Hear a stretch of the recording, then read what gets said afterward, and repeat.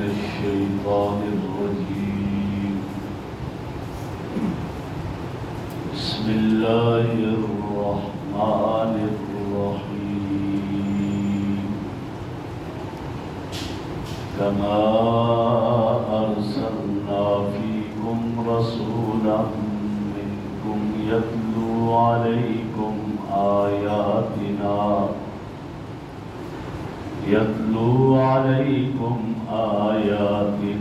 ويزكيكم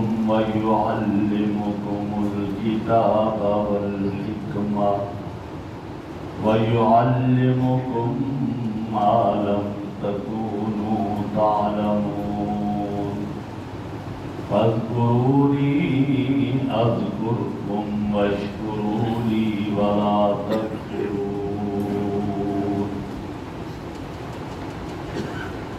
كما أرسلنا فيكم رسولا منكم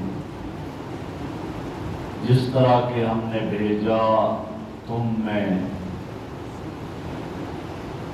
تمہارے لیے رسول جو تم ہی میں سے ہے یتلو علیکم آیاتنا وہ تلاوت کرتے ہیں تمہارے اوپر ہماری آیات وَيُزَكِّيكُمْ اور تمہارا تزکیہ کرتے ہیں تمہیں پاک کرتے ہیں وَيُعَلِّمُهُمُ الْكِتَابَ وَالْحِكْمَةَ تمہیں کتاب اور حکمت کی تعلیم دیتے ہیں وَيُعَلِّمُكُمْ مَا لَمْ تَكُونُوا تَعْلَمُونَ اور تمہیں وہ چیزیں بھی بتاتے ہیں وہ تعلیم دیتے ہیں ان چیزوں کی جو تم نہیں جانتے فَاذْكُرُونِي أَذْكُرْكُمْ تو مجھے یاد کرو میں تمہیں یاد کروں گا وَاشْكُرُوا لِي میرا شکر ادا کرو وَلَا تَكْفُرُونَ اور ناشکری نہ کرو میرے محترم بزرگوں اور دوستو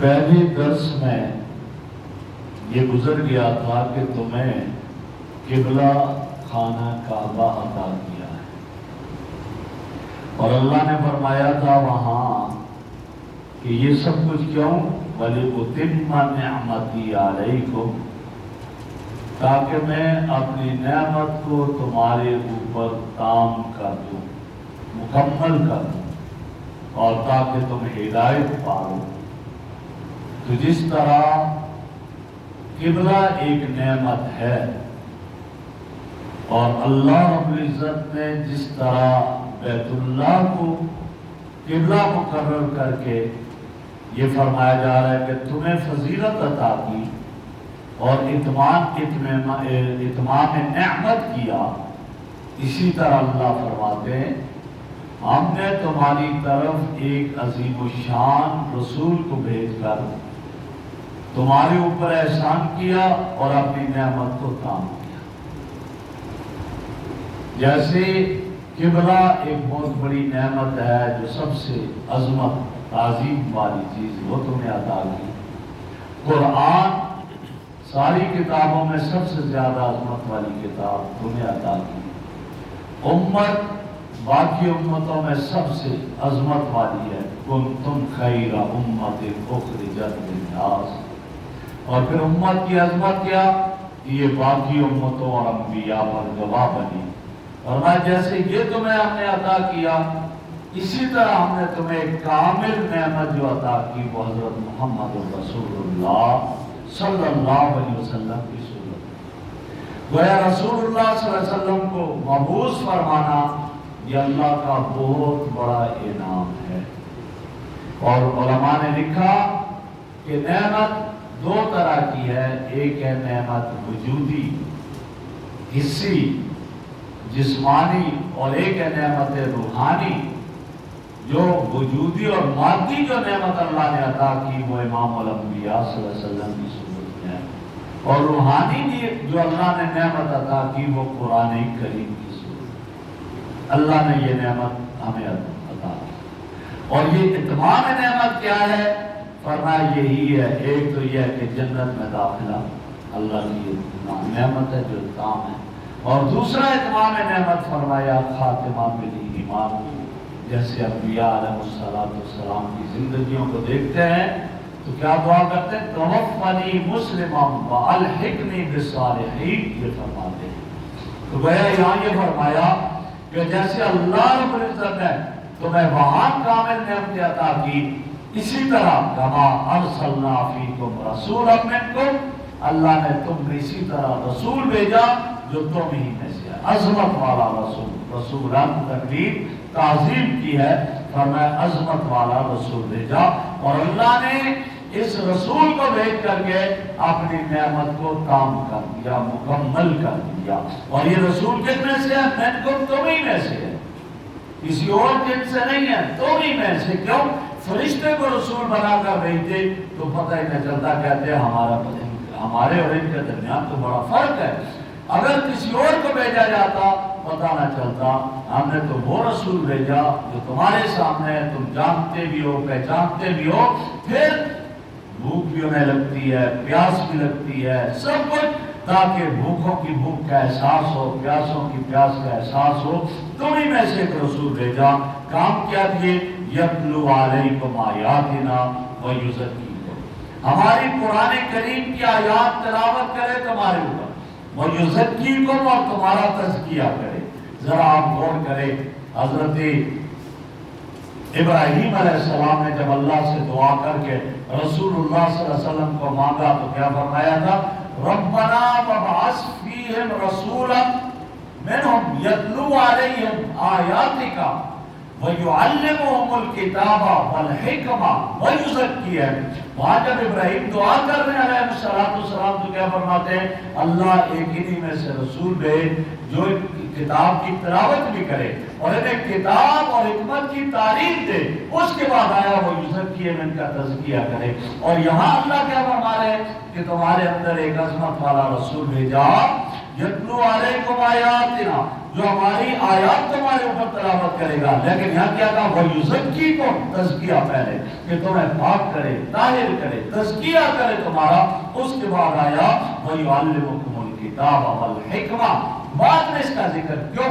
مفسرین کرام نے بڑی عجیب بات لکھی، فرمایا وہ مقام دعا کا مقام تھا، ابھی اس امت کا وجود نہیں تھا، تو اس لیے دعا کیا کی؟ یہ کہ اللہ ایسا نبی دے جو امت کو کتاب کی تعلیم بھی دے، حکمت کی تعلیم بھی دے، اور جب کتاب اور حکمت کی تعلیم دے گا تو پھر ان کا تزکیہ ہو جائے گا۔ تو وہاں مقام دعا تھا، مقام دعا میں تعلیم کتاب اور حکمت کو پہلے، ابھی تک امت کا وجود نہیں تھا، اور جہاں پر یہ مقام دعا نہیں ہے بلکہ یہاں پر اظہار ہو رہا ہے کہ آپ آگے، جب آپ آگے تو لہذا اب کیا ہوگا؟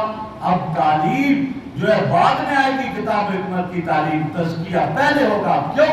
کتاب و حکمت کی تعلیم دینے سے مقصد کیا ہے؟ پاکیزگی، طاہر بنانا، پاکیزہ بنانا، یہ مقصد ہے، اور مقصود کو پہلے یہاں پر ذکر کر دیا۔ کیوں؟ امت موجود ہے، پاکیزہ امت ہوگی تو کتاب و حکمت کی تعلیم بھی اس کے پاس آئے گی، لہذا مقصود کو یہاں پہلے ذکر کر دیا۔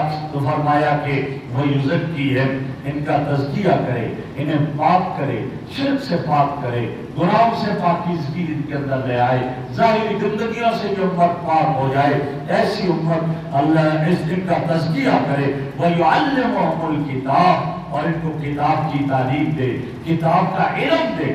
پتہ چلا کتاب کی تلاوت کرنا اور چیز ہے اور سیکھنا اور چیز ہے، تو قرآن کریم کو سیکھے۔ اسی لیے ابن ماجہ کی روایت ہے، میرے آقا نے فرمایا جو شخص ایک آیت قرآن کریم کی سیکھتا ہے 100 رکعت سے زیادہ بہتر ہے۔ ایک آیت سیکھنا 100 رکعت سے زیادہ افضل اور بہتر ہے۔ تو فرمایا یہ انہیں تعلیم بھی دے، اور بالحکمہ، اور اس کے ساتھ ان کو حکمت کی تعلیم دے، حکمت کی تعلیم، احکامات سکھائے۔ اسی طرح ان کو گویا کہ یہ حدیث کی تعلیم دے، تو یہ دانائی کی باتیں بتائے، یہ سب کا سب اس میں شامل ہو گیا۔ اور آگے فرمایا وَيُعَلِّمُكُمْ مَا لَمْ تَكُونُوا تَعْلَمُونَ، اور وہ چیزیں تمہیں بتائے جو تمہیں معلوم نہیں۔ آپ کی تشریف آوری سے پہلے وضو کا طریقہ کسی کو معلوم نہیں، آپ کی تشریف آوری سے پہلے غسل کا پورا طریقہ کسی کو معلوم نہیں تھا، آپ کی تشریف آوری سے پہلے حرام حلال کی تمیز نہیں کی گئی تھی، آپ کی تشریف آوری سے پہلے اور امور، تو یہ سارے جو احکامات ہیں دین کے احکامات ہیں جو لامتناہی ہیں، فرمایا یہ سارے آپ نے تو سکھائے، آپ نے امت کو سکھایا۔ اسی لیے آتا ہے کہ ایک دفعہ نبی اکرم صلی اللہ علیہ وسلم کے صحابہ سے یہ کہا گیا کہ تمہارا نبی عجیب ہے کہ یہ چھوٹی چھوٹی باتیں تمہیں بتاتا ہے، جی بیت الخلا میں جاتے وقت پہلے بایاں پاؤں یہ دعا پڑھو، نکلتے وقت یہ دعا پڑھو، دایاں پاؤں پہلے نکالو، اتنی چھوٹی چھوٹی باتیں بتاتا ہے۔ تو صحابہ کرام نے کیا کہا تھا؟ صحابہ نے کہا ہمارے نبی کی یہی عظمت کی علامت اور نشانی ہے کہ ہمارا نبی ہمیں بیت الخلا سے لے کر بیت اللہ تک کا طریقہ، یہ سارے طریقے اور احکامات بتائے۔ اور یہی وجہ ہے کہ جب صحابہ کرام پر مکہ مکرمہ میں مشکل ہونے لگا، زندگی گزارنا مشکل ہونے لگا، تو کچھ صحابہ ہجرت کر کے حبشہ چلے گئے۔ جب حبشہ چلے گئے، مشرکین مکہ پھر پیچھے پہنچ کے وہاں جا کر پکڑنے لگے۔ نجاشی کے دربار میں جب حضرت جعفر طیار رضی اللہ تعالیٰ عنہ کو بلایا تو پوچھا بولو کیا مسئلہ ہے؟ وہ فرمانے لگے ہم بتوں کی پوجا کرتے تھے، ہم بتوں کو سجدہ کیا کرتے تھے، حرام کھایا کرتے تھے، ہم ایک دوسرے سے لڑتے تھے، گالیاں دیتے تھے، گناہوں میں زندگی بسر کرتے تھے۔ اللہ نے ایک نبی ہم نے بھیجا، نبی مبعوث فرمایا، جس نے آ کر ہمیں توحید سکھایا، جس نے اللہ کی وحدانیت کا درس دیا، جس نے ہمیں پاکیزگی سکھائی، جس نے ہمیں نیک اعمال سکھائے ہیں، جو ہمیں کچھ پتا نہیں تھا، اس نے آ کر ہمیں یہ ساری تعلیم دی۔ تو گویا کیا پتہ چلا؟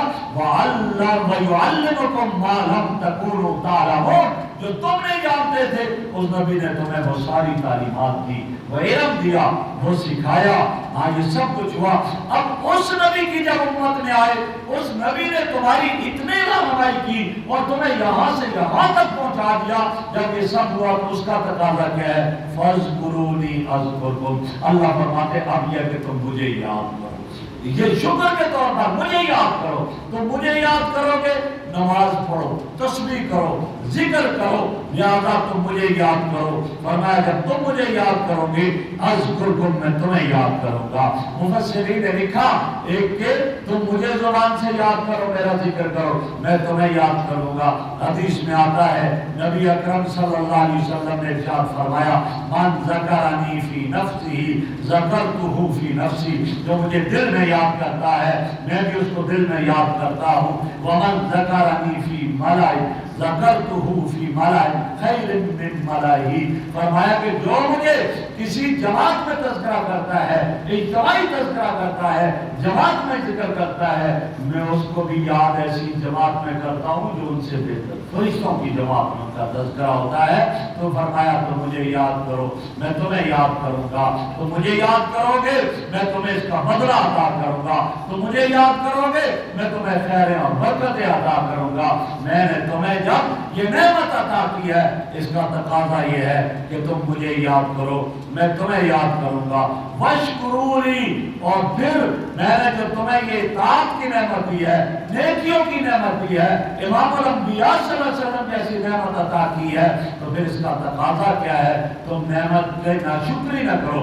وَلَا تَكْفُرُونَ، لہذا گناہ کر کے تم ناشکری کی طرف نہ جاؤ، تم تو نیکی کی طرف آؤ، شکر کرو۔ اور لَئِن شَكَرْتُمْ لَأَزِيدَنَّكُمْ، اگر نعمت کی شکر ادا کیا جاتا ہے اللہ اور عطا کرتے ہیں، اور ناشکری کی جاتی ہے تو اللہ پھر اس سے بھی معلوم کر دیتے ہیں۔ تو یہاں یہ پتا چلا کہ امام الانبیاء صلی اللہ علیہ وسلم کی تشریف آوری اور آپ صلی اللہ علیہ وسلم کے صدقے میں یہ دین اور شریعت جو ہمیں ملی ہے، یہ سب کا سب اللہ کی طرف سے بہت بڑی نعمت ہے۔ لہذا ہمیں اللہ کا شکر ادا کرنا چاہیے۔ اللہ ہمیں عمل کی توفیق عطا فرمائے۔ الحمدللہ رب العالمین